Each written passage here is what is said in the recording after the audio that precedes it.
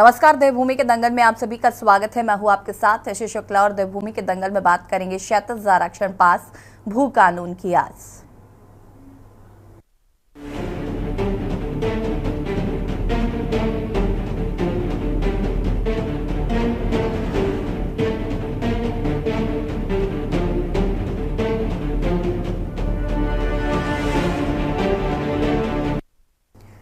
उत्तराखंड में एक बार फिर सशक्त भू कानून लागू करने की मांग तेज हो गई है। दरअसल राज्य के पूर्व मुख्यमंत्री हरीश रावत को भू कानून को लेकर बड़ा दावा किया है। उनका कहना है कि कांग्रेस की सरकार बनते ही राज्य में सशक्त भू कानून लागू किया जाएगा। इसके साथ ही कांग्रेस भू कानून बनाकर लोगों से जरूरत से ज्यादा जमीन वापस भी ले लेगी। वहीं हरीश रावत के इस दावे पर राज्य में सियासत शुरू हो गई है। भाजपा का कहना है कि हरीश रावत कांग्रेस की सरकार बनने का केवल ख्वाब देख रहे हैं। आपको बता दें कि उत्तराखंड में पिछले लंबे समय से सशक्त भू कानून और मूल निवास लागू करने की मांग कर रहे हैं। राज्य आंदोलनकारी भी सरकार के इस मुद्दे पर कार्रवाई की मांग का दबाव बना रहे हैं। वहीं इसी बीच उत्तराखंड राज्य आंदोलनकारियों की एक बड़ी मांग राजभवन ने पूरी कर ली है। दरअसल उत्तराखंड राज्य आंदोलन के चिन्हित आंदोलनकारियों और उनके आश्रितों को सरकारी सेवाओं में 10% क्षैतिज आरक्षण के विधेयक को राजभवन ने मंजूरी दे दी है। विधानसभा में पारित होने के बाद यह विधेयक फरवरी से राजभवन में विचाराधीन था। राजभवन की मंजूरी के बाद राज्य आंदोलनकारियों को इस संबंध में शासनादेश जारी होने का इंतजार है। सवाल यह है कि क्या उत्तराखंड में सशक्त भू कानून लागू होगा। देखिए रिपोर्ट।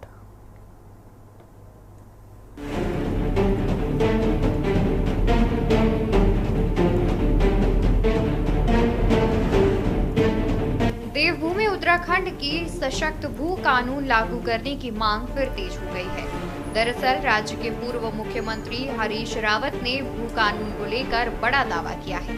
उनका कहना है कि कांग्रेस की सरकार बनते ही राज्य में सशक्त भू कानून लागू किया जाएगा। इसके साथ ही कांग्रेस भू कानून बनाकर लोगों से जरूरत से ज्यादा जमीन वापस भी ले लेगी। वहीं हरीश रावत के इस दावे पर राज्य में सियासत गर्मा गई है। भाजपा का कहना है कि हरीश रावत कांग्रेस की सरकार बनने का केवल ख्वाब देख रहे हैं। हरीश रावत ने अपने कार्यकाल में सशक्त भू कानून लागू क्यों नहीं किया।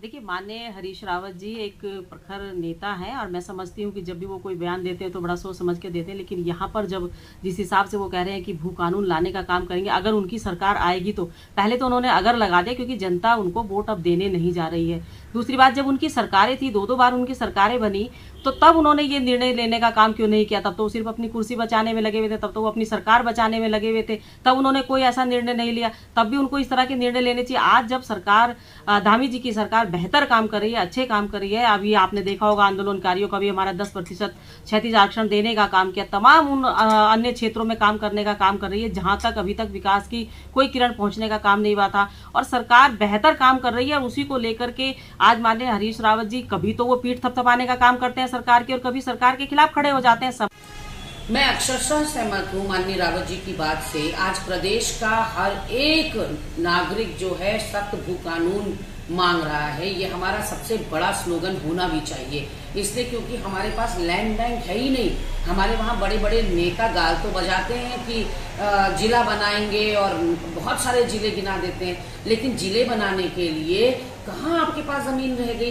दफ्तर बनने होंगे, कोर्ट बनने होंगे, अस्पताल और स्कूल बनने होंगे, आवासीय परिसर बनने होंगे, सभी अधिकारियों के लिए आपको और उनके बच्चों के लिए आमूलचूल परिवर्तन करने होंगे। तो इतनी जमीन आपके पास कहाँ रह गई है अब। और जो कह रहे हैं हिमाचल की तर्ज पर हमें सख्त भू कानून मिलना चाहिए, मैं एक कदम और आगे बढ़कर कहना चाहती हूँ कि हिमाचल ने तो समय रहते अपनी जमीन बचा ली। उनके पास तो बहुत जमीन बची हुई है क्योंकि उन्होंने कानून समय रहते बना दिए। आपको बता दें कि उत्तराखंड में पिछले लंबे समय से सशक्त भू कानून और मूल निवास का मुद्दा गर्माता जा रहा है। सरकार की ओर से पूर्व मुख्य सचिव सुभाष कुमार की अध्यक्षता में भू कानून के लिए एक कमेटी भी गठित की गई थी। इस गठित भू कानून समिति ने सितंबर 2022 में धामी सरकार को अपनी सिफारिशें सौंप दी थी, लेकिन शासन स्तर पर समिति की सिफारिशों को लेकर कोई कार्रवाई नहीं हुई। वहीं उत्तराखंड में समय समय पर भू कानून को लेकर संशोधन किए गए हैं। इसके तहत तत्कालीन त्रिवेंद्र सरकार के कार्यकाल में भू कानून में संशोधन करते हुए जमीन खरीद की बाध्यता को समाप्त कर दिया जाता है, जिसको लेकर विपक्ष लगातार हमलावर है। और वहीं इस बीच उत्तराखंड राज्य आंदोलन के चिन्हित आंदोलनकारियों और उनके आश्रितों को सरकारी सेवाओं में 10% क्षैतिज आरक्षण के विधेयक को राजभवन ने मंजूरी दे दी है। विधानसभा में पारित होने के बाद ये विधेयक फरवरी से राजभवन में विचाराधीन था। 6 महीने तक विधेयक के सभी विधिक एवं तकनीकी पहलुओं को अध्ययन करने के बाद राज्यपाल लेफ्टिनेंट जनरल गुरमीत सिंह ने इस पर हस्ताक्षर किए हैं। आज जिस प्रकार से उत्तराखंड राज्य अनुकारी क्षैतिज आरक्षण के अधिनियम पे जो महामहिम ने हस्ताक्षर किए हैं, निश्चित रूप में ये सभी राज्य अनुकारियों के संघर्ष का जो है जीत का परिणाम है, सबके संघर्ष का परिणाम है। इसमें माननीय मुख्यमंत्री, हमारे जो कुछ जनप्रतिनिधि जो हमारे संघर्ष के साथ इन्होंने समझा और पहल करी, और महामहिम को मैं इसके लिए धन्यवाद देता हूँ कि उन्होंने हमारी उस मातृ शक्ति को रक्षाबंधन का एक उपहार दिया है, जिनके संघर्ष और त्याग, तपस्या बलिदान से इस राज्य की परिकल्पना पूरी हुई थी। लगातार हम पिछले 11 साल से इसके लिए संघर्ष थे, और जिस प्रकार से ये सही समय पे अब ये परिणाम निकल के आया है, ये जो एक्ट निकल के आया है, मैं उम्मीद करता हूँ कि जल्दी इसमें जो है शासन प्रक्रिया अपने जो है शासनादेश जारी करे, ताकि आने वाली नई भर्तियों में शीघ्र से शीघ्र हमारे राज्य अधिकारियों को रोजगार में अवसर प्राप्त हो सके। उत्तराखंड राज्य निर्माण में राज्य आंदोलनकारियों का बहुत बड़ा योगदान रहा है। जो अधिकार हैं, अधिकारों को सुरक्षित करने के लिए 10% का क्षैतिज प्राप्त हो और उसको के लिए विधेयक लाया गया है, और विधेयक लाकर उसको पारित किया गया। 7 फरवरी 2024 को मान लीजिए उसको भेजा गया था महामहिम राज्यपाल महोदय के द्वारा। उस विधेयक को स्वीकृति प्रदान कर दी गई है। अब कानूनी रूप से ये विधेयक बनकर पूरी तरह से लागू हो जाएगा। और जो हमने पहले ही कहा था कि उत्तराखंड आंदोलनकारियों के हक सुरक्षित रहने चाहिए, उनको आरक्षण का लाभ मिलना चाहिए, राज्य निर्माण में उनकी भूमिका है। निश्चित रूप से हमने जो सरकार कहती है वो करती है। हम शुरू से ये कहते आए हैं कि राज्य आंदोलनकारी हमारे लिए प्राथमिकता में है, महिलाएं हमारी प्राथमिकता में। हमने वो भी आरक्षण किया था और यह भी आरक्षण कर दिया है।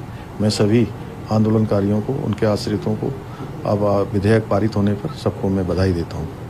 10% क्षैतिज आरक्षण की मांग आंदोलनकारियों की कोई नहीं तो थी नहीं। लगातार इस मांग के लिए वो धरना प्रदर्शन कर रहे थे, वो जो है मुख्यमंत्री आवास का घेराव कर रहे थे। एक बार नहीं, कई बार उनको आंदोलन के लिए बाध्य होना पड़ा, और 10% क्षैतिज आरक्षण तो उनको कांग्रेस की सरकार में पहले से मिलता ही था, लेकिन एक याचिका के कारण उनका ये अधिकार समाप्त हो गया था। और जब विपक्ष के दबाव के बावजूद जो है सरकार इसको करने के लिए तैयार नहीं हुई, तो फिर आंदोलन का रास्ता अपनाना पड़ा। और फिर जब विधानसभा में ये बिल पारित हो गया, उसके बाद भी आप देखिए कि लंबे समय तक इसको टाल के रखा, लेकिन अब सरकार इसको अधिक टालने की स्थिति में नहीं थी। बहुत देर से राज्य आंदोलनकारियों को 10% क्षैतिज आरक्षण के मामले में मोहर लगी है, और अब देखते हैं कितनी जल्दी इस पे शासनादेश जारी होता है, क्योंकि सरकार हर मामले को कहीं न कहीं पे लटका के रखती है। और राज्य आंदोलनकारियों की त्याग, तपस्या और बलिदान की बदौलती उत्तराखंड राज्य बना। और आज आप राज्य का हिसाब किताब उठा करके देखें तो आंदोलनकारियों के हक में जो भी फैसले लिए हैं कांग्रेस की सरकारों ने लिए हैं, भाजपा ने तो हमेशा राज्य आंदोलनकारियों के मामलों को लटकाने में दिलचस्पी दिखाई है। कुल मिलाकर हरीश रावत ने एक बार फिर अपने बयान से सशक्त भू कानून के मुद्दे को गरमा दिया है। वहीं राज्य में सशक्त भू कानून और मूल निवास को लेकर आंदोलन गतिमान है। सवाल ये है कि क्या आगामी सरकार राज्य में सशक्त भू कानून और मूल निवास 1950 लागू करने के लिए गंभीर है या नहीं। Uttarakhand desk report. जी हाँ, तो क्षैतिज आरक्षण पास हो चुका है। अब भू कानून को लेकर कहीं ना कहीं हरीश रावत ने एक बयान जो दिया, उसके बाद से ये चर्चा का विषय बन गया है। आज इसी मुद्दे पर बातचीत करेंगे। मेहमान हमारे साथ जुड़ चुके हैं। नवीन पिशाली जी, प्रदेश प्रवक्ता बीजेपी से हमारे साथ जुड़ चुके हैं। शेषपाल सिंह बिष्ट, प्रदेश प्रवक्ता कांग्रेस हमारे साथ जुड़ चुके हैं। दीपक रावत जी, केंद्रीय प्रवक्ता यूकेडी से हमारे साथ जुड़ चुके हैं। और लुशुन टोडरिया जी, सह संयोजक मूल निवास संघर्ष समिति से हमारे साथ जुड़ चुके हैं। आप सभी का सबसे पहले तो बहुत बहुत स्वागत है। शुरुआत शेषपाल जी से करते हैं। शेषपाल जी, हरीश रावत जी ने दुखती रग पर हाथ रख दिया है। भू कानून जो एक बड़ा मुद्दा उत्तराखंड राज्य के लिए रहा है, और उसका जिक्र अब छेड़ दिया क्योंकि क्षैतिज आरक्षण हो गया। अब भू कानून पर भी बात होनी चाहिए, धीरे धीरे हो सके तो राजधानी पर भी बात होनी चाहिए। हालांकि ये तो बात का विषय, फिलहाल भू कानून पर बात करते हैं। क्या कुछ कहना है इस पर? देखिए यशी जी, हरीश रावत जी ने वही बात कही है जो इस राज्य की आंदोलनकारी शक्तियां विपक्ष और राज्य की जनता लंबे समय से कह रही है। भू कानून की मांग तो यहाँ लगातार उठ रही है और प्रवासी उत्तराखंडी सहित तमाम राज्य की जनता इस मामले में कई बार सड़क पे आ चुकी है, लेकिन सरकार के कान में जो नहीं देख रहा। और भू कानून इस राज्य को कांग्रेस पार्टी ने ही दिया था एनडी तिवारी जी के दौर में, जब हमने यहाँ पर जो है 500 वर्ग गज जमीन तक जो है खरीदने का नियम बनाया था कि जो लोग यहाँ पर राज्य में रह रहे हैं तो 500 वर्ग गज तक जमीन लेंगे, एक मकान बनाएंगे, यहाँ रहेंगे। लेकिन खंडूरी जी की सरकार ने उसमें संशोधन किया और 250 वर्ग गज तक उसे प्रतिबंधित कर दिया था। लेकिन 2018 में इन्हीं की सरकार में मुख्यमंत्री त्रिवेंद्र सिंह रावत जी ने बहुत बड़ा फेरबदल किया भू कानून में और उसको जो है बिल्कुल ओपन कर दिया किसी के लिए भी कि ये राज्य में जो जितना है जमीनों की बंदरबांट करे, लूटपाट करे। और जो है आज देख लीजिए कि आंदोलन के लिए हमें बाध्य होना पड़। तो भू कानून तो बहुत जरूरी है। जब तक हमारे अधिकार सुरक्षित नहीं होंगे, जब तक जमीनों की बंदरबांट जो है बंद नहीं होगी। और आप देख लीजिए जितनी अनुमतियां दी गई है यहाँ, वो सबसे ज्यादा नित्यानंद स्वामी जी के दौर में या उसके बाद 2018 के बाद जो अनुमतियां मिली है बिल्कुल बेतहाशा तौर पे। अब जमीन तो कहीं बची ही नहीं है तो उनको बचाना तो पड़ेगा। कांग्रेस की सरकार आती है तो निश्चित तौर पर हम हिमाचल से भी कड़ा भू कानून लाने की पक्षधर है, क्योंकि हिमाचल ने तो शुरुआत में ही जो है भू कानून ला करके अपनी जमीनों की रक्षा कर दी थी। लेकिन यहाँ तो अब जमीनें जो है सारी बांटी जा चुकी हैं, तो निश्चित तौर पर जो जमीनें जिनको नहीं जाना चाहिए था, जरूरत से ज्यादा लोगों को दे दी गई है, तो उनको वापस भी लेना पड़ेगा। तो निश्चित तौर पर राज्य आंदोलनकारियों की जो भावना थी, ये उत्तराखंड के लोगों की जो भावना थी राज्य गठन के पीछे, निश्चित तौर पर हम इससे आगे बढ़ेंगे। और हम तो भाजपा सरकार से ही मांग कर रहे हैं, आप अभी प्रचंड बहुमत से प्रदेश की सत्ता में है, आप ही भू कानून लागू कर दो। क्योंकि आपने जो कमेटी बनाई थी भू कानून के लिए सुभाष कुमार जी की अध्यक्षता में, उसकी सिफारिश आई हुई भी लगभग 2 साल हो गए। हम अगस्त में बैठे हैं और उन्होंने सितंबर 2022 में अपनी रिपोर्ट सौंप दी थी जेसी जी, उसके बाद भी आप उस पर आगे नहीं बढ़ रहे हैं।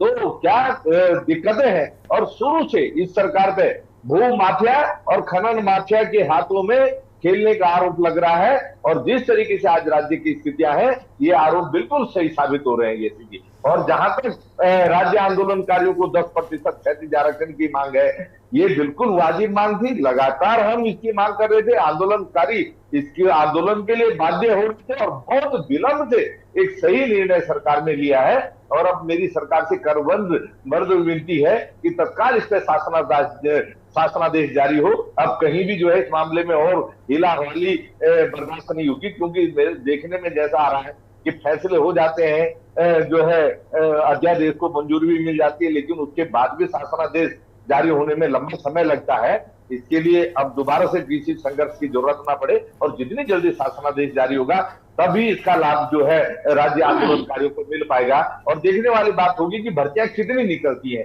क्यों जब नौकरियां निकलेंगी तभी इसी आरक्षण का लाभ होगा ये चीज। वरना तो फिर आप कानून बनाते रहिए, घोषणाएं करते रहिए और उसका लाभ अगर संबंधितों को नहीं मिलेगा तो उसका क्या लाभ। देखते हैं सरकार इन सब मुद्दों पे कितनी गंभीरता दिखाती है। और जहां तक राजधानी गैरसैंण की अभी आप बात कर रही थी कि मांग करें, तो आदरणीय हरीश रावत जी कल वहां पर उपवास में बैठी रहे सरकार का ध्यान आकृष्ट करने के लिए कि भाई गैरसैंण की उपेक्षा मत कीजिए, गैरसैंण का जो सम्मान है, गैरसैंण के पक्ष में जो आंदोलनकारियों की जनता की भावना है, उसके पक्ष में तत्काल निर्णय दीजिए। ठीक है, लुशन तोडरिया जी हमारे साथ जुड़े हुए हैं संघर्ष समिति से, क्या कुछ कहना चाहते हैं इस मुद्दे पर? अनम्यूट कीजिएगा प्लीज।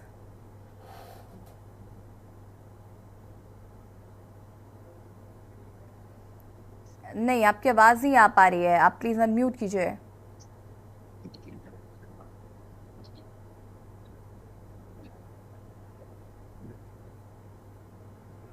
ठीक है, वापस आने की कोशिश करते हैं, आपकी आवाज हम तक नहीं पहुंच पा रही, फिर से कनेक्ट करते हैं। दीपक रावत जी।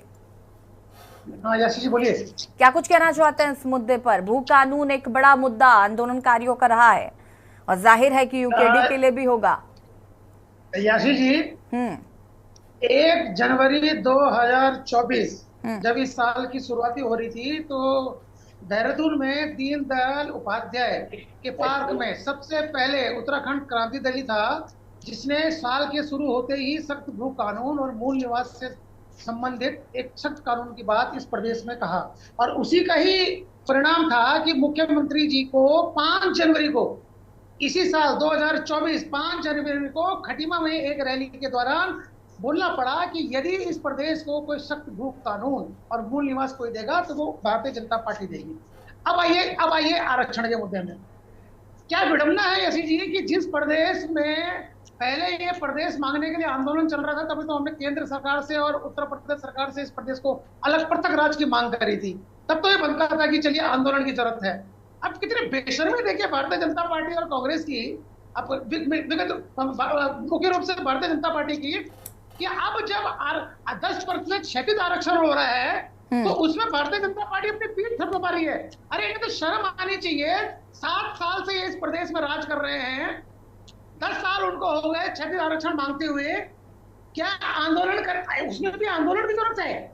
मतलब जिन्होंने इस पृथक राज्य के लिए लड़ाई लड़ी, अपना खून बहाया, अपना समय गवाया, अपने जीवन का बहुमूल्य समय सड़कों पे बिता दिया, भारतीय जनता पार्टी ने थोड़ी कुछ किया है प्रदेश बनाने के लिए। लेकिन आप देखिए, आज 2 बार की सत्ता इनके पास थी, अभी 7 साल से इस प्रदेश में शासन कर रहे हैं, और उसके बावजूद भी 10 साल बाद 10% का क्षैतिज आरक्षण मिल रहा है और ये अपनी पीठ थपथपा रहे हैं, आंदोलन करना पड़ रहा है। अब आइए देखिए, चलो यशी जी मूल निवास के ऊपर। अब मूल निवास की एक चीज हमें माननी पड़ेगी, जो भारतीय जनता पार्टी और कांग्रेस दोनों राष्ट्रीय पार्टियां, इनको समझ में आना पड़ेगा, इस प्रदेश में तब तक समस्या का समाधान नहीं होगा जब तक मूल निवास अस्तित्व में नहीं आएगा। क्योंकि मूल निवास और सख्त भू कानून दोनों एक सिक्के के 2 पहलू हैं। अभी मैं एक सवाल पूछूंगा तो ना भारतीय जनता पार्टी ना कांग्रेस, दोनों 2 बार इस प्रदेश में राज कर चुके हैं, ये जवाब नहीं दे पाएंगे। अब देखिए यासी जी, मान लीजिए कि कल अगर सख्त भू कानून आ जाता है तो ये कौन डिसाइड करेगा वो सख्त भू कानून किसके लिए है, किन लोगों में प्रभावित होगा, कौन लोग उसके दायरे में आएंगे और कौन लोग उसके दायरे से बाहर होंगे, ये कैसे डिसाइड होगा? भारतीय जनता पार्टी के मुख्यमंत्री हो या भारतीय जनता पार्टी के नेता हो, एक शब्द इस्तेमाल करते हैं कि हम बाहरी लोगों को अतिरिक्त भूमि लेने से रोकना चाहते हैं। तो यासी जी जरा से पूछिए, वो भीतरी और बाहरी का जो मापदंड है वो कौन सा मापदंड है? ये किस बेसरमी के साथ मंचों में आके बोलते हैं? जब तक इस प्रदेश में मूल निवास सतत भू कानून तब तक लागू सही ढंग से नहीं होगा जब तक मूल निवास की परिभाषा। चलिए ठीक है दीपक जी, वापस आएंगे, जरा सबकी प्रतिक्रिया लेते हैं, फिर विस्तार से बातचीत करेंगे दीपक जी। तभी ये सख्त भू कानून सही ढंग से प्रदेश में लागू हो सकेगा। ठीक है, उत्तराखंड क्रांति दल का मानना है। उदित गिड़ियाल जी हमारे साथ जुड़े हुए हैं, समाज सेवी उदित गिड़ियाल जी। एक बड़ी कह सकते हैं समस्या है भू कानून को लेकर कि भू कानून सख्त नहीं है, राज्य में न जाने कहां से लोग आकर बसते चले जा रहे हैं, और जो उत्तराखंड के लोग हैं वो पलायन करने को मजबूर हैं, और भू कानून कहीं ना कहीं सख्त होना बहुत बड़ी जरूरत आवश्यकता है इस समय उत्तराखंड के लिए। जैसे कि दीपक जी कह रहे थे कि मूल निवास भी उतना ही जरूरी है, दोनों चीजें सिक्के के 2 पहलू हैं, दोनों चीजों पर ध्यान देना चाहिए, बात करनी चाहिए। क्या कुछ कहना है इस पर? यशी जी देखिए, भू कानून कहां पर लागू करना चाह रहे हैं हम अब 2024 में आकर के? पहाड़ पे लागू करना चाह रहे हैं या मैदानी क्षेत्र में लागू करना चाह रहे हैं? हरीश रावत जी का एक बयान आया, बड़ा अजीब सा लग रहा है कि जिनकी जमीन ज्यादा होगी उनसे जमीन ले ली जाएगी और लैंड बैंक बनाया जाएगा। तो यानी कि जो हरिद्वार और जो तराई के किसान हैं जिनके पास 500 एकड़ जमीन है, जो कि मूल पहाड़ी 60 बीघा, जवाब लूंगी, रुक जाइए, 60 बीघा से ऊपर नहीं रख सकता एक मूल पहाड़ी, जिन्होंने इस पहाड़ के राज्य को बनने के लिए बलिदान दिया, वो तराई के या हरिद्वार के फार्मर्स से लिया जाएगा जिनके पास 400 एकड़ है, 200 एकड़ है, 1000 एकड़ है, 500 एकड़ है, बेनामी है, बहुत सारी चीजें हैं। हम लोग बहुत लेट कर चुके हैं। पहाड़ में, ये सारे प्रवक्ता मेरे से सहमत होंगे, पहाड़ में संपूर्ण रूप से पूरे देश के लोग ज्यादातर बस चुके हैं, उन्होंने जमीनें ले ली हैं, उन्होंने अपने किसी ना किसी उसमें अपना उसका कन्वर्ट करा करके ले लिया है। ये कानून उस दिन बनना चाहिए था जिस दिन पहली सरकार बनी थी और एनडी तिवारी जी बने थे, फुल फ्लेज मुख्यमंत्री बने थे, उस समय ये लागू हो जाना चाहिए था।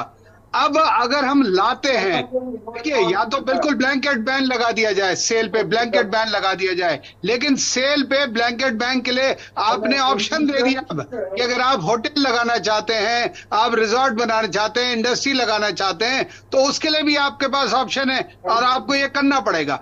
तो मेरा मानना, हमारा मानना यह है, देखिए, कृषि भूमि पहाड़ पे बुरी तरीके से खत्म हुई है, बहुत बुरा हाल हुआ है।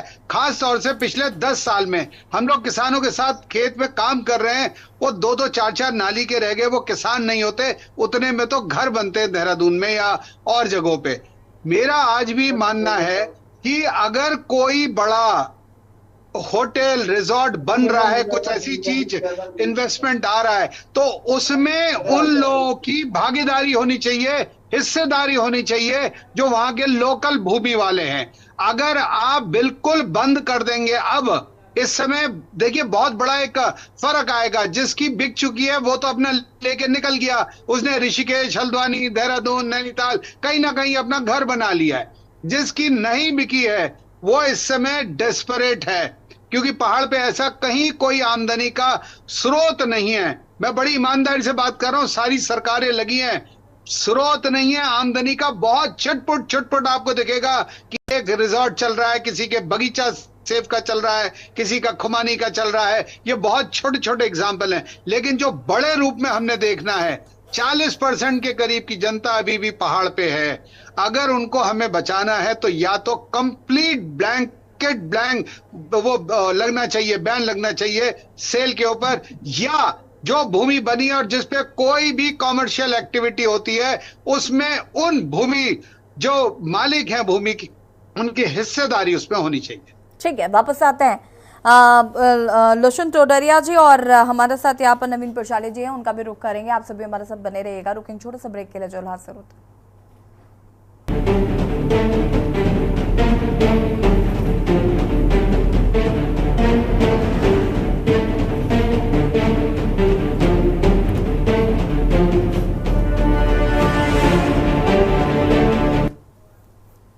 ब्रेक के बाद एक बार फिर से आप सभी का स्वागत है और बात कर रहे हैं 36 आरक्षण पास भू कानून की। आज चर्चा इसी पर मेहमान लगातार हमारे साथ बने हुए हैं। टोडरिया साहब, अपनी बात को पूरा कर सकते हैं आप।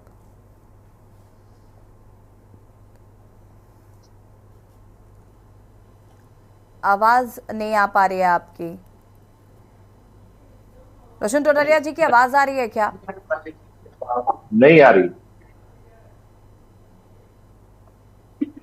ठीक है, उनके आवाज में कुछ प्रॉब्लम है, प्लीज उनके आवाज को फिक्स करिए। नवीन प्रशाले जी, देखिए बहुत सारे आरोप हैं त्रिवेंद्र सिंह रावत पर, तो खासकर कि उन्होंने भू कानून को जब उसमें संशोधन किया जिसकी वजह से और दुर्गति हो गई, पहले भी उतना सशक्त नहीं था, उसको और सख्त करना था उन्होंने, और उसको हिला हवाली करी। और इस तरीके से जो बात निकलकर सामने आ रही है कि भू कानून शुरुआत में ही बन जाना चाहिए था जब पहली सरकार आई थी 2024 में। अब अगर वो सख्त भी होता है तो कैसे होगा? जैसे कि अभी उदित जी यहाँ पर सवाल खड़े कर रहे थे, दीपक रावत जी ने भी सवाल खड़े किए, क्या कुछ कहना? और हरीश रावत के बयान पर भी देखिए यशी जी, हरीश रावत जी का बयान जहां तक है, हरीश रावत जी के बयान पर जो उदित जी से उन्होंने कहा कि मुझे समझ में नहीं आया लैंड बैंक कैसे छीनेंगे लोगों की जमीन। हरीश रावत जी को हमेशा चर्चा में आने का शौक है, कभी मौन व्रत धारण करेंगे, कभी उलझुल बातें करेंगे। हरीश रावत जी को इस प्रदेश की जनता ने एक मौका दिया था और बहुत अच्छा मौका दिया था, और जब इस प्रदेश में परमानेंट सरकार आई तो वो भी कांग्रेस की आई थी, एनडी तिवारी जी की सरकार आई थी। उस वक्त केवल 500 गज खरीदेंगे, 400 गज खरीदेंगे, एक उलझुल जो जियो पर काम कर रहे थे तिवारी जी, और वही 37 आरक्षण का भी काम उन्होंने गवर्नमेंट के आदेश से जो होता है उस पर करने की कोशिश की। तो आप देखते हैं कि 1700 लोगों की नौकरियां अटकी पड़ी थी। लेकिन हमारी सरकार, जो वर्तमान सरकार है भारतीय जनता पार्टी की, और मुख्यमंत्री हर काम को परमानेंट तरीके से उसका सॉल्यूशन निकाल रहे हैं। अगर 37 आरक्षण का किया तो प्रॉपर कानून बन गया है। प्रवर समिति की रिपोर्ट के बाद राज्यपाल महोदय के पास गया और उसके बाद उन्होंने सारे परामर्श लेके, जो कानूनी परामर्श होते हैं ताकि कोई गलती ना निकले, उसके बाद इसको साइन किया। अब ये कानून की शक्ल ले चुका है और यहाँ पर काम शुरू होगा। अब बात है भू कानून की, बात कर रहे हैं। भू कानून के लिए कमेटी का गठन किया गया है और माननीय मुख्यमंत्री जी ने कहा कि भू कानून और मूल निवास पर हम एक अच्छा सा अध्यादेश लाएंगे और यहाँ पर जमीन की बंदरबांट ना हो, इसलिए एक एंट्रीम ऑर्डर दिया गया है कि यहाँ पर कृषि और उद्यान के नाम पर कोई जमीन नहीं खरीदी जाएगी। तो ये हमने सब इन जो समस्याएं हमारी थी, हमारे प्रदेश की थी, राज्य आंदोलनकारियों ने जो अपना अपनी शहादत दी और लोगों ने अपना त्याग बलिदान के बावजूद ये राज्य अपने अस्तित्व में आया, और उसकी जो समस्याएं थी वो अभी भी 23-24 साल तक वैसी रहेगी। लेकिन हमारी वर्तमान सरकार उन समस्याओं पर बहुत गंभीरता से काम कर रही है और हर एक समस्या को मतलब बिल्कुल परमानेंट तरीके से उसका सॉल्यूशन निकाल रही है। आज 37 आरक्षण पर निकला, अगली बार मूल निवास और भू कानून पर निकलेगा, और एक सशक्त भू कानून इस राज्य को हमारी सरकार देगी। ये मैं सभी से कहना चाहता हूं। जहां तक बात विपक्ष की है, वो तो हमेशा राजनीति करेंगे, उनका काम है राजनीति करना, लेकिन जो उत्तराखंड की आवश्यकता है उसको पूरा करने का काम वर्तमान में भारतीय जनता पार्टी की सरकार माननीय मुख्यमंत्री जी के नेतृत्व में कर रही है। ये आवश्यकता भी तो आप अपने हिसाब से ही डिसाइड कर रहे हैं ना। हाँ शिषपाल जी, बस 2 मिनट दीजिएगा। आवश्यकता भी तो आप अपने हिसाब से ही डिसाइड कर रहे हैं।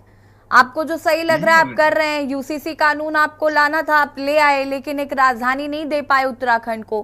भू कानून को सख्त करना है, ये एक बड़ी मांग है। 37 आरक्षण की मांग लंबे समय से चल रही थी, ऐसा तो है नहीं कि आजकल की मांग है और आपने बस आज ही आके पूरी कर दी, ये भी नहीं है। और आप ये बात खुद स्वीकार कर रहे हैं कि आपकी वर्तमान सरकार काम कर रही है, इससे पहले की जो 2 बार आपकी सरकार आ चुकी वो विफल रही।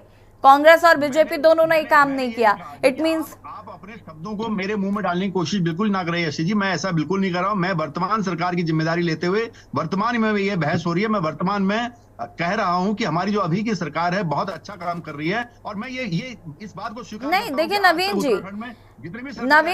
नवीन जी कान उल्टे तरीके से पकड़ लेने से कोई फायदा नहीं है ना। मैं आप जो बात घुमा के कह रहे हैं मैं वो सीधे सीधे कह रही हूँ, फर्क सिर्फ इतना है। मेरी बात सुन लीजिए, पहले सुन लीजिए, मैं कहना क्या चाहती हूँ वो तो सुन लीजिए, वो जरूरी है सुनना।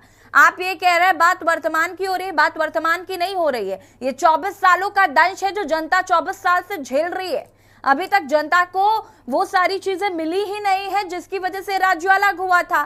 तो ये समस्या आजकल की नहीं है, ये समस्या 24 साल से चलती आ रही है। जो मैं कहने वाला हूं उसको पूछ रहा हूं। मैं ये कह रहा हूं कि हमारी जो वर्तमान सरकार है, मैं ये दावे के साथ करता हूं कि अभी की सरकार सभी सरकारों से बेहतर है, चाहे वो भाजपा की रही हो चाहे कांग्रेस की रही हो। वर्तमान भाजपा सरकार है वो सबसे उत्तम सरकार है। आप देख सकते हैं हर मामले में हर मुद्दे को सुलझाने का काम किया, ये मैं दावे के साथ कर रहा हूं। नवीन जी देखिए यही तो बात है ना, आप घुमा के कह रहे हैं, मैंने सीधे सीधे कहा, बात वही कह रहे हैं आप। शिषपाल जी ठीक है वापस आते हैं। शिषपाल जी, भाजपा के प्रवक्ता अपनी सरकार को जितना मक्खन लगा सकते थे उन्होंने लगाने का प्रयास किया, लेकिन जो वास्तविक सवाल है उनसे नहीं बच सकते। और मैं उस सवाल का जवाब देना चाहता जिसमें उदित जी ने भी कहा, भाजपा के प्रवक्ता ने भी कहा, साहब जमीनें किससे छीनेंगे। तो हम ये नहीं कह रहे कि भाई हम जमीन जो है सबसे छीन लेंगे, हम उनसे जमीनें वापस लेंगे जिन्होंने जो है राज्य के कानून का उल्लंघन किया होगा, जिन्होंने बाहर से आकर के हरीश जी तो कह रहे हैं जिसके पास ज्यादा जमीन है। शिषपाल जी अपने शीर्ष नेता के बयान पर टिकिए, उनके बयान पर टिकिए ना। वो कह रहे जिसके सुनिए, आप उस बयान को क्यों तोड़ मरोड़ के पेश कर रहे हैं? बयान को अक्षरशः बोलिए। आपके नेता बोल रहे हैं कि जिनके पास अधिक जमीन होगी उससे छीनी जाएगी, उससे ली जाएगी। उनसे छीन जिनको जो है भतीजा के लोगों की। तो आप हरीश रावत जी के बयान का खंडन कर रहे हैं? आप हरीश रावत जी के बयान का खंडन कर रहे हैं? जैसे आप बात घुमाकर कह रहे थे वैसे ही वो उनके मन की बात बता रहे हैं, फर्क सिर्फ इतना है। तो ये मन की बात है जो सुनाई नहीं दी किसी को। हरीश रावत जी के बयान का खंडन शिषपाल जी कांग्रेस के प्रवक्ता कर रहे हैं। नवीन जी प्लीज। जो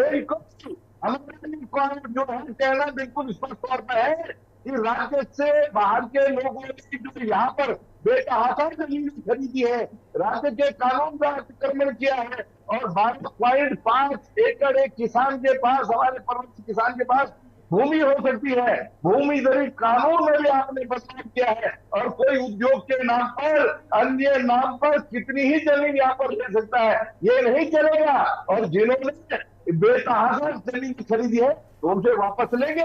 राज्य का हक नहीं मरने देंगे भाई। अगर इससे किसी को मिर्ची लगती है तो लगे, और राज्य के लोगों की, यहाँ के निवासियों की जो जमीनें हैं वो उनका अधिकार है, उनको थोड़े ना डिस्टर्ब कर रहे हैं। लेकिन आप जो अपने शहरों को बाहर से लेकर के आए हैं, उनको जो आपने परमिशन दी है, बेतहाशा जमीनें जो उन्होंने खरीदी है, तो ये नहीं चलेगा आपकी तरीके से। और जब तक यहाँ के उद्योग कांग्रेस अगला चुनाव हरीश रावत जी के नेतृत्व में लड़ेगी, ये बता दीजिए जाते जाते। लोगों की हिस्सेदारी अगर ठीक से नहीं होगी, उनके हक अगर सुरक्षित नहीं होंगे, तो हम उसकी मनमानी बिल्कुल नहीं चलने देंगे। और आप इसीलिए दिल बिला रहे हैं। कांग्रेस पार्टी ने आपकी दुखती रग पर चोट किया है। उन्होंने जो है राज्य में ये जो लोग हैं, कांग्रेस अपनी रग को संभाल ले, वही काफी है शिवपाल जी। बुलंद करने का काम किया है। अरे सागर के देख लीजिए, भू कानून की समिति ने क्या कहा कि भू कानून की समिति ने आपके रगों में जो मवाद भर रहा है, जो मवाद बह रहा है, उसको संभालो पहले। भू कानून की मैं ये पूछ रहा हूँ कि हरीश रावत जी अगले चुनाव का नेतृत्व करेंगे उत्तराखंड में? से जुड़ी हुई संस्थाओं को हरीश रावत जी अगले चुनाव का नेतृत्व करेंगे? बताइए। बयान का खंडन जो आपने कर दिया। नवीन प्रशाली जी और शिषपाल जी रुक जाइए। तो ये बंदरबांट नहीं चलेगी। ठीक है शिषपाल जी। के हक को नहीं मरने देंगे। और आपके पेट में मरोड़ उठती है तो उठे, लेकिन हम लोगों की आवाज को उठाते रहेंगे और यहाँ के हक हकूकों के लिए लड़ते भी रहेंगे। शिषपाल जी देखिए, विडंबना है ना, जब सत्ता में होते हैं तो गरीबों का हक लूट लेते हैं, उसके बाद जब विपक्ष में बैठ जाते हैं तो कहते हैं गरीबों का हक लूटने नहीं देंगे। बड़ी समस्या है ये उत्तराखंड की। क्या नहीं, यसी जी, पहला भू कानून कांग्रेस पार्टी की सरकार लेके आई। जो इतिहास है उसे झुटलाया नहीं जा सकता। और हमने पहली सरकार में भू कानून लेकर के आया, जिसे ये जुलूम बता रहे हैं कि 500 वर्ग जमीन तक जो है खरीद सकते थे मकान बनाने के लिए। भाजपा तो कह रही है ना कि पहले की जो है सरकार में ये लॉजिकल बनाई गई थी। एक सेकंड नवीन प्रशाली जी रुक जाइए जरा। ऐसा लग ही नहीं रहा है कि डिबेट शो में बैठे हैं। नवीन प्रशाली जी प्लीज। लुशन टोडरिया जी हमारे साथ जुड़ चुके हैं, आपको आवाज मिल रही है टोडरिया साहब? मेरी आवाज आ रही है? हाँ जी फाइनली आ रही है, आप अपनी बात को पूरा कर सकते हैं। देखिए, सबसे पहले तो मैं हरीश रावत जी के बयान पे एक बात ये कहना चाहता हूँ कि बहुत देर कर दी मेहरबान आते आते, क्योंकि हरीश रावत जी जब खुद मुख्यमंत्री थे तो उन्होंने कड़ा भू कानून क्यों नहीं बनाया? क्यों उन्होंने विधानसभा के अंदर प्रस्ताव नहीं लाए? ये ड्रामेबाजी, एक दिन का उपवास गैरसैंण में कब तक चलेगा? साल में एक दिन उन्हें भू कानून की बात अब याद आ रही है। जब वो मुख्यमंत्री थे तो कड़ा भू कानून नहीं लाए। उन्होंने अपने बच्चों को, खुद तो वो हरिद्वार से चुनाव लड़ रहे हैं, फिर वो अपने खुद की इच्छा से चुनाव लड़ रहे हैं। जवाब रुकेगा।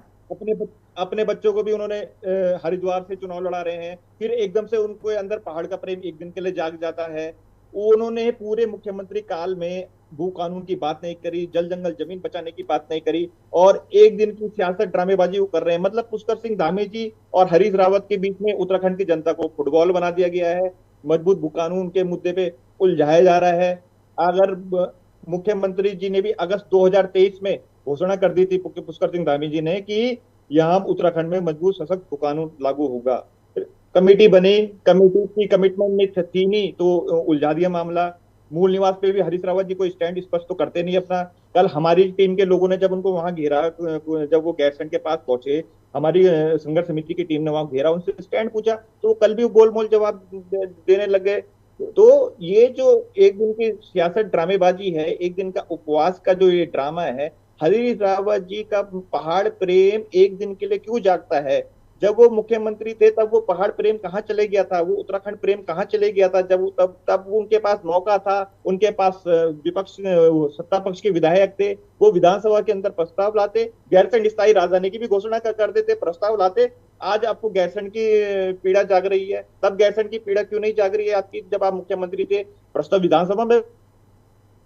ठीक है टोडरिया साहब, जरा शिषपाल जी से जवाब ले लेते हैं, फिर वापस आते हैं आपके पास। शिषपाल जी।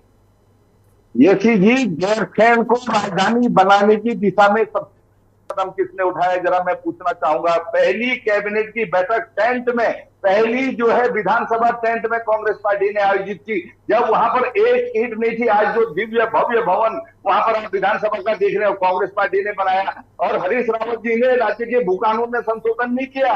2018 में अभी थोड़ी देर में नवीन जी कहेंगे गैरसैंण को स्थायी राजधानी घोषित किसने किया, फिर ये कांग्रेस और बीजेपी की लड़ाई शुरू हो जाएगी, क्रेडिट लेने की होड़। वो कहेंगे हमने घोषित कर दिया, आप कह देंगे हमने पहल की। अभी तक ये चल रहा है एम्स किसने बनाया, उत्तराखंड राज्य अलग कैसे हुआ, इसमें भी कांग्रेस बीजेपी आधा आधा क्रेडिट लेके घूम रही है अपना अपना। भू कानून की मांग होती है और हम शुरू दिन से उसका समर्थन करते हैं, अगर धामी जी की सरकार अपने वादे पे खरा उतरती है और कड़ा भू कानून लाती है तो हम सबसे पहले उसका स्वागत करेंगे। लेकिन आप ही ने जो भू कानून के समय आई है उसी की सिफारिश को 2 साल हो गया लगभग, आपने ठंडे बस्ते में डाला हुआ, तो कहाँ आप जो है राज्य की जन भावना का सम्मान करते हैं। और कांग्रेस पार्टी ने हमेशा राज्य आंदोलनकारियों की भावनाओं का, राज्य की जनता की भावना का सम्मान किया है। भले ही गलतियां हमारे से भी हुई होंगी, लेकिन जब जब समय आया हमने उन गलतियों में भी सुधार किया। और इसीलिए हम कह रहे हैं हमारी सरकार आएगी, हम कड़ा भू कानून लाएंगे, हिमाचल से भी कड़ा भू कानून लाएंगे। और राज्य के बाहर के लोगों ने जो बेतहाशा जमीनें यहाँ पर खरीद ली है, निश्चित तौर पर हम राज्य के कानून के दायरे में उसको लाएंगे। और अगर वापस लेनी पड़ेंगी तो वो जमीनें भी निश्चित तौर पर हम वापस लेंगे। तो इसमें कांग्रेस पार्टी क्या गलत कह रही है? देर से कहा, ये सही कहा। अगर जो है सुबह का भूला शाम को घर आ जाए, और हम अगर सरकार, उसको भूला कहते हैं, अगर हम सरकार पे प्रेशर बना रहे हैं और सरकार को कड़ा भू कानून लाने के लिए मजबूर कर रहे हैं, तो इसमें किसी को भी दिक्कत नहीं होनी चाहिए। और निश्चित तौर पर हम इस लड़ाई को मजबूती के साथ लड़ेंगे। और हम चाहते हैं कि बहुत जल्दी जो है राज्य के लोगों की भावना के अनुसार, चाहे वो मूल निवास की मांग हो, चाहे वो भू कानून की मांग हो, उस पर सरकार कदम कब आगे बढ़ाएगी इसका हम इंतजार कर रहे हैं। ठीक है, दीपक रावत जी। याशी जी, भारतीय जनता पार्टी हो या कांग्रेस हो, जरा इनसे पूछेगा, ये रायपुर में आजकल तो जो नया विधानसभा भवन बना रहे हैं, किसके लिए बन रहा है? ये प्रस्तावित जो सरकार ढूंढने में लगी हुई है, ये कौन सी राजधानी बन रही है? अब ये विषय तो ये अगर इन्हीं की बातों में विश्वास किया जाए, गैरसैंण में ये कौन सी ग्रीष्मकालीन ले जा रहा है या शीतकालीन वहां चल रही है, इसका विषय तो अलग है। और जो डिफेंस कॉलोनी में जो विधानसभा भवन बन रखा है उसको रहने दीजिए। अबे रायपुर में जो अधिग्रहण चल रहा है भूमि का, वो किसने चल रहा है? मतलब आप देखिए, वो बसंतकालीन है, जब बसंत आएगा तब वहां पे सत्र होगा। हाँ, वो बसंतकालीन राजधानी बनेगी। उसका विरोध ना कांग्रेस कर रही है ना भारतीय जनता पार्टी किसी बात को उसका जवाब देता बन रहा है। ये दोनों ही राजनीतिक दल, राष्ट्रीय दल जो बने हुए हैं, सबसे बड़ा जो दुर्भाग्य है इस प्रदेश का वो यही है यासी जी, कि दोनों राष्ट्रीय दल जो है ये सिर्फ छद्म धारण करते हैं जब इस तरह का कुछ माहौल होता है। अब 3 दिन देखिए, अब 3 दिन का इनका वहां अधिवेशन चल रहा है, एक दिन तो अब उपवास में निकल जाएगा, बाकी के 2 दिन कौन सा काम करेंगे? यासी जी, पूजा छोटी हो या बड़ी हो, हमारे पहाड़ में कहावत है, बर्तन पूरे लगते हैं। यानी अगर आप सेशन 3 दिन का करो या 30 दिन का, प्रशासन को उतना ही काम करना पड़ेगा। लेकिन देखिए विडंबना, देखिए भारतीय जनता पार्टी की कि 3 दिन का शासन करने में चली वहां जाने को तैयार है, सिर्फ रस्म अदायगी। पर विषय ये नहीं है। विषय ये है, मैं अब जिस विषय में हम बात करना चाह रहे हैं, कि जो जनता को जिस तरीके से भड़काया जा रहा है, जनता को जिस तरह से मुद्दों में उलझाया जा रहा है, दोनों ही राष्ट्रीय पार्टियां ये काम कर रही हैं। हम ये कह रहे हैं, मैं अभी तक इन सब में ये मानने को तैयार नहीं है, क्या अगर उत्तराखंड क्रांति दल का मानना है कि बिना मूल निवास के सख्त भू कानून अस्तित्व में आ ही नहीं सकता, क्या ये गलत कह रहे हैं उत्तराखंड क्रांति दल? पर ये मूल निवास की बात नहीं कर रहे, ये बाहरी की बात कर रहे हैं, भीतरी की बात कर रहे हैं। तो भैया आप ये बताइए तो सही, कौन बाहरी है? कब से वो बाहरी हो जाएगा, कब से वो इस प्रदेश का हो जाएगा, ये तिथि कब घोषित होगी? ये जो नवीन प्रशाली जी, ठीक है, रुकेगा नवीन प्रशाली जी। जी ऐसे जी, मेरे भाई यूकेडी के पूछ रहे हैं कि मूल निवास और भू कानून का क्या वो है। मैं समझता हूं कि बात उनकी काफी हद तक सही है, नहीं पूरक है, बिल्कुल सही आप बोल रहे हैं, क्योंकि जब डिसाइड करना होगा क्या होगा कैसे होगा तो उसमें मूल निवास की भी भूमिका रहेगी। इसीलिए हमारी सरकार दोनों कानूनों पर एक ही साथ विचार कर रही है, एक ही साथ काम कर रही है। और कोई भी चीज जब होती है तो 1 दिन का नहीं होता काम, 2 दिन का नहीं होता, ये 1-2 साल का समय इसमें लगता है, क्योंकि हर एक पहलू पर हर एक का विचार किया जाता है ताकि इसमें कोई गलत ना हो, कोई गलती ना निकले। हमारी सरकार कोशिश कर रही है कि हर पहलू पर इससे विचार कर रही है और विचार करके एक सशक्त भू कानून और मूल निवास यहाँ पर उत्तराखंड को बहुत जल्दी दिया जाएगा। और जहां तक बात है भूमि अधिग्रहण की बात भी इन्होंने की, तो भविष्य में सरकारों की बहुत सारी आवश्यकताएं होती हैं, इसलिए भूमि अधिग्रहण भी करना पड़ता है। तीसरा सवाल, शिषपाल बिष्ट जी ने कहा कि हमने वहां पर विधानसभा भवन बनाया, भव्य और दिव्य बनाया। वो भव्य और दिव्य विधानसभा भवन बनाने में जो घोटाले हुए, कांग्रेस वहीं तक सीमित थी। कांग्रेस का कोई इरादा कभी भी वहां पर राजधानी बनाने का नहीं रहा। हमारी सरकार ने उसको ग्रीष्मकालीन राजधानी घोषित किया और आज सत्र भी हमारी सरकार चला रही है। धीरे धीरे वो और बढ़ेगा और मैं समझता हूं कि गैरसैंण का विकास होगा। ये आपका ये जो कमेटी वाला हिसाब किताब है ना, ये थोड़ा सा डिफॉल्टिंग है।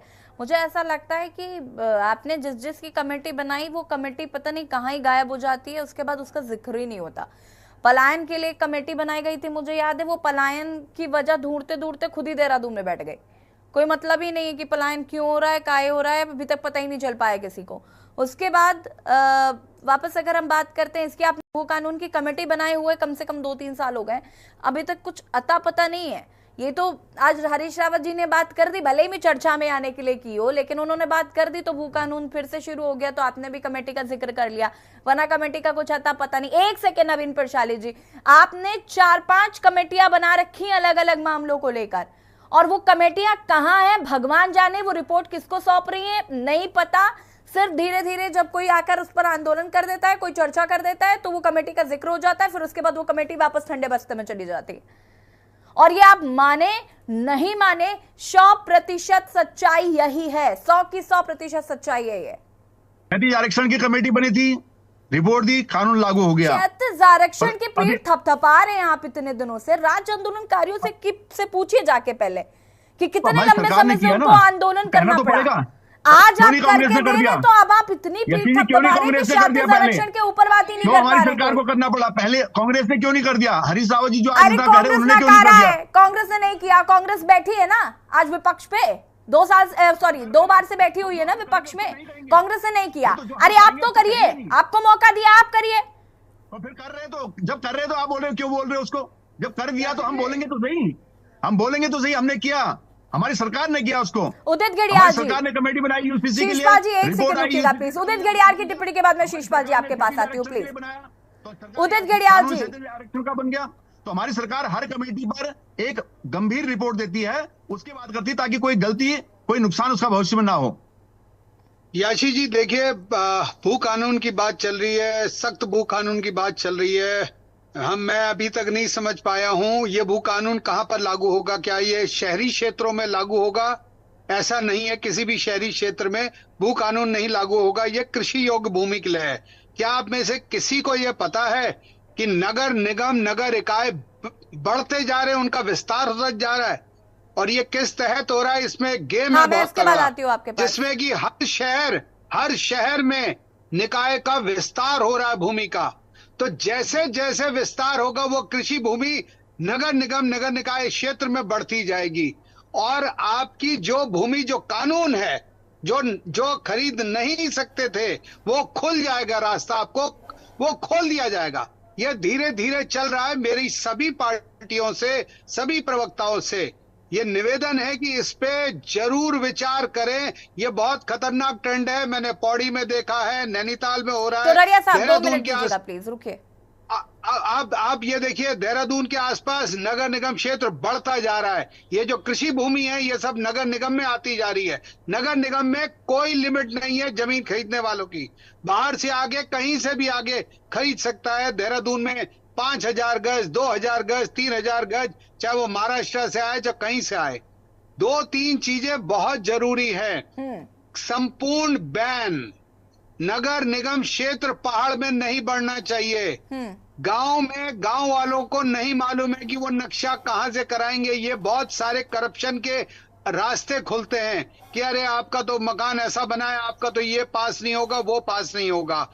बहुत थोड़े से लोग हैं पहाड़ पे, बहुत थोड़े से, उनको भी अगर हमने भगाना है और बाहर से लाना है तो ये हम बहुत सारी गलतियां कर रहे हैं। नगर निगम क्षेत्र लिमिटेड होने चाहिए। मेरी सभी से हाथ जोड़ के विनती है कि इस पे आप लोग सब गंभीरता से देखें, विचार करें, उसके बाद एक नया कानून आए जो वाकई ही लगे कि पहाड़ जिसने अपनी कुर्बानी दी है वो उन लोगों के लिए कानून बना है। बिल्कुल, नवीन प्रशाले जी से इसका जवाब लेंगे, लेकिन उससे पहले टोडरिया साहब अपनी बात को पूरा करिए फटाफट। देखिए, मैं उदित गडियाल जी की बात से बिल्कुल सहमत हूं। जो ये नगर निकाय की बात कर रहे हैं ये बहुत ही गंभीर बात है, क्योंकि जो गांव हमारे जो पंचायत में जो होते थे, वो गांव अगर नगर निकाय में शामिल हो रहे हैं तो सीधा ये बात है कि ये जमीनों के लिए खुले रास्ते खुल जाते हैं वो नगर निकाय में आने के बाद उन गाँव में। तो जमीनों की खरीद फरोख्त हो रही है। एक और बीजेपी प्रवक्ता ये कह रहे हैं कि भू कानून के लिए हम काम करेंगे, भू कानून के लिए हम कमेटियां बना रहे हैं, जो हम भी जानते हैं कि ठंडे बस्ते पे डालना है तो कमेटी बना दो। परंतु दूसरी ओर लगातार गांवों को नगर निकाय, नगर निगमों, नगर पालिकाओं में शामिल किया जा रहा है, जिस वजह से जमीनों की खरीद फरोख्त को जो बंदरबाट है वो एक बहुत ही बड़े स्तर पे हो रहा है। तो एक और ये बोल रहे हैं भू कानून लागू करेंगे भविष्य में, पर दूसरी ओर ये नगर निकाय, गांवों को नगर निकाय में शामिल कर रहे हैं। तो ये साफ साफ बताता है कि ये जो गांवों को खत्म करने की कोशिश है, क्योंकि गांव जो नगर पालिका या नगर निगम में शामिल हो रहा है तो सीधा सीधा वहां की जमीन खुली छूट है। जो भू कानून में जो पेंच डाला गया था, जो संशोधन किया गया था, वो एक बड़ा पेंच ये भी है कि नगर निकाय में जो भी गांव शामिल हो गया, जो भी क्षेत्र शामिल होगा, कोई भी व्यक्ति वहां जमीन खरीद सकता है। इसलिए हम लगातार कहते हैं कि भू कानून मूल निवास में ये जो नगर निकाय का जो कॉन्सेप्ट है ये खत्म करना पड़ेगा। ये हमारे गांवों को भी खत्म कर रहा है। और नगर निगम में जो नगर निगम बनता है, नगर पालिका बनती है, तो ये किसी गांव वाले के लिए नहीं बनती, ये आम जनता के लिए नहीं बनती, ये सिर्फ ठेकेदारों के लिए बनती है। सिर्फ और सिर्फ ठेकेदारों के लिए कई कॉन्सेप्ट है। आप अभी देखिए श्रीनगर नगर निगम बन जाएगा तो सिर्फ ठेकेदारों के पौबारा हो जाएंगे, और जो शामिल होंगे गांव वाले उनको हाउस टैक्स देना पड़ेगा, तमाम तरह के टैक्स लगेंगे गांव वालों पे, और कुछ नहीं रह जाएगा। उनकी भूमि के जो क्रय विक्रय होगा वो पूरा का पूरा खुली छूट हो जाएगी। तो नवीन प्रशाली जी जवाब देंगे, उसके बाद शीशपाल जी मैं फटाफट आपके पास आती हूँ। नवीन प्रशाली जी बताइए जरा, जैसे कि अभी यहाँ पर उदित गिरियाल जी कह रहे थे कि ये जो भू कानून बनेगा वो किसके लिए बनेगा, कौन लोग हैं जिनके लिए भू कानून बनेगा? शहरी क्षेत्रों के लिए, मैदानी क्षेत्रों के लिए, साथ ही साथ ये जो नगर निकाय और नगर निगम वाली जो समस्या बता रहे हैं, इस पर क्या कहना है? बिल्कुल, एक उत्तराखंडी होने के नाते उदित जी ने जो अपनी पीड़ा को भी रखा और वक्तव्य को भी रखा, मैं उससे सहमत हूं व्यक्तिगत तौर से भी। और मैं समझता हूं कि जो हमारी सरकार जिस दिशा में काम कर रही है, इन सब बिंदुओं को उसमें समाहित किया जा रहा है कि शहरी क्षेत्र के लिए कैसे भू कानून होगा और पर्वतीय क्षेत्र के लिए कैसे भू कानून होगा। अब बात जहां पर नगर निकाय की होती है, तो जब भी किसी बाजार का या कोई ऐसी जगह होती है, उसका जब नगरीकरण हो जाता है, वहां पर फिर नगर को नगर की तरह से विकसित करना होता है, उसका रखरखाव करना होता है, तो वहां पर नगर निकाय बनते हैं। लेकिन ये भी सही है कि बहुत ज्यादा नगर निकाय नहीं बनने चाहिए, और पहाड़ों में इस चीज की व्यवस्था किसी अन्य माध्यमों से की जानी चाहिए, और सरकार इसको देखेगी। और मैंने इसीलिए कहा कि इसीलिए समय लगता है सरकारों को किसी भी ड्राफ्ट को बनाने में, उस पर विचार विमर्श करने में, और उसको पब्लिक में लाने में समय लगने का कारण ही वही होता है कि उसमें कोई बिंदु छूट ना जाए, किसी प्रकार की गलती ना हो। तो ये अभी यहाँ पर जो स्पष्ट हुआ है कि जो उत्तराखंड की समस्याएं हैं उनको चारों तरफ से देखना पड़ेगा, हर एक डायमेंशन से उनको देखने की आवश्यकता है, और हमारी सरकार उसको देखने में सक्षम है और देख रही है। मैं समझता हूं कि सरकार बहुत अच्छा भू कानून और यहाँ पर मूल निवास का कानून उत्तराखंड की जनता को देगी। ठीक है, शीशपाल जी। देखिए यशि जी, जो ये निकायों का सीमा विस्तार का आइडिया था, ये त्रिवेंद्र जी की सरकार का था, और उन्होंने जो है इसका बेतहाशा तरीके से सीमा विस्तार किया था। और ये बात बिल्कुल सही है कि निकायों में इसीलिए सीमा विस्तार हो रहा है जिससे भूमाफिया को लाभ हो सके, और ये गलत है। निश्चित तौर पर इसकी समीक्षा होनी चाहिए, और हम शुरू दिन से इसका विरोध कर रहे थे। हम कह ही रहे थे कि भाई इसमें व्यापक विचार विमर्श की आवश्यकता है। इस तरीके से अगर सीमा विस्तार होगा तो जो भू कानून में जो पेच है उसका लाभ इनको मिलेगा। तो निश्चित तौर पर ये भी देखा जाना चाहिए, और ये जो सवाल उठे हैं ये बिल्कुल वाजिब सवाल है, ये राज्य के हक में है, और इसमें तो बात बढ़नी थी, सरकार पे को इस पे ध्यान देना चाहिए। और जैसे ये कह रहे थे भाजपा के प्रवक्ता के साथ 10% क्षैतिज आरक्षण हमने दिया, महिला आरक्षण हमने दिया, कांग्रेस की सरकार ने इसमें कुछ नहीं किया, तो मैं याद दिला दूं 10% क्षैतिज आरक्षण राज्य आंदोलनकारियों को पहले से ही मिलता था। वो एनडी तिवारी जी की सरकार ने राज्य आंदोलनकारियों को दिया था। बाद में हाईकोर्ट में एक रिट याचिका आ गई थी जिसके कारण उनका ये अधिकार छिन गया था, और आपकी सरकार ने उसकी ढंग से पैरवी नहीं, जिसके कारण उनके उस अधिकार को मिलने में इतना लंबा समय लगा। ये किसी को छुपा नहीं है। और जहां तक महिला आरक्षण की बात है, सरकार में मिलता था, पहले से मिलता था भाई। आपने प्रॉपर उसको कानून बनाने की प्रक्रिया क्यों नहीं की? उससे क्या, आपने एक डीओ के माध्यम से उसको लागू करने की कोशिश की, या भी नहीं अच्छी तरह से। लेकिन जो है याचिकाएं आ जाती है, कई चीजें सामने आ जाती है, मांगे हाईकोर्ट भी सोच समझ करके ही निर्णय लेता है। और निश्चित तौर पर जो है जो हक पहले से मिला था वही हक दोबारा किसे दिया गया है? आपने कोई कद्दू में तीर नहीं मारा है। आप अगर उस दायरे से आगे बढ़ते, आपने 10% का 20% आरक्षण कर दिया होता तो हम कहते कि आपने कुछ नया किया है। आपने अगर महिला आरक्षण की सीमा बढ़ा दी होती तो हम कहते आपने कुछ नया किया है। आपने तो कुछ नया किया नहीं। हाँ, आप शिवपाल जी, दुनिया भर के विचार कांग्रेस के हो सकते हैं, लेकिन उसको मूर्त रूप देने का काम हमारी सरकार कर रही है। लेकिन हमारी सरकार ने किया, चाहे केंद्र में हो चाहे राज्य में हो। सोनिया गांधी जी भी कहती थी, सोनिया गांधी जी भी कहती थी कि महिलाओं को आरक्षण देने का सपना राजीव गांधी। शिवपाल जी, देखते हैं कि बीजेपी इस क्या अपनी ही सरकार में से लागू कर सकती है। फिलहाल ये देखना होगा। और हरीश रावत जी ने जिस तरीके से बयान दिया तो जाहिर है कि ये मूल निवास और इसका मुद्दा जो है वो काफी हावी हो गया। फिलहाल इस पर सरकार क्या करती है देखना होगा। आप सभी का बहुत बहुत शुक्रिया चर्चा में शामिल होने के लिए। और देवभूमि के दंगल में बात कर रहे थे 36,000 आरक्षण जिस तरीके से सरकार ने मंजूर कर लिया है और अब 36,000 आरक्षण 10% का मिलेगा राज्य आंदोलनकारियों को, तो वहीं अब भू कानून की मांग बहुत तेजी से उठने लगी। हालांकि उत्तराखंड में जिस तरीके से अब जमीनों पर बाहरी लोगों का कब्जा हो गया, इसके हिसाब से लगातार कहा जा रहा था कि भू कानून को सख्त करना चाहिए। हालांकि सरकारों ने पहले इस ओर ध्यान नहीं दिया और अब इस पर ध्यान देने की बात कही जा रही है। देवभूमि के दंगल में फिलहाल इतना ही। देखते रहिए के न्यूज़ इंडिया।